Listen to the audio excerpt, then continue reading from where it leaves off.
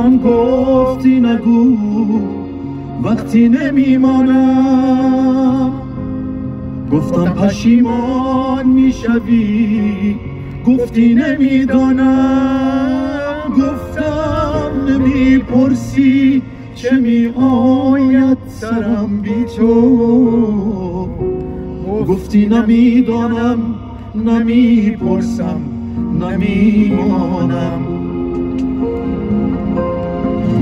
از آنچه میآید سرم با رفتنت گفتم که هر کاری کنم یاد تو میافتم.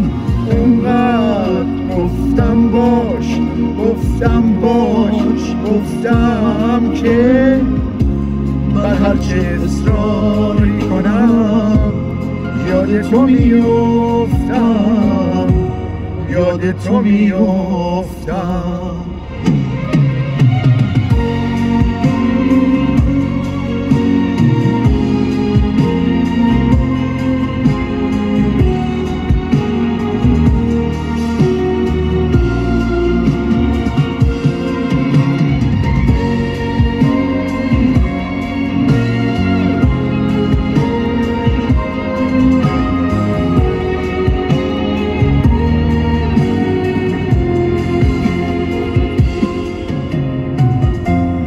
مردم بفهمانم به تو من بیشتر از هر کسی، ای از خودت هم بیخبر فکر تو بودم.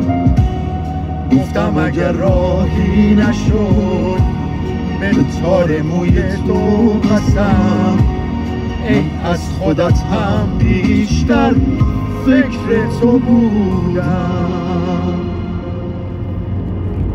از آنچه می آید سرم با رفتنت گفتم که هر کاری کنم یاد تو میافتم. اونقدر گفتم باش گفتم که من هرچه اصراری کنم یاد تو میافتم، یاد تو میافتم.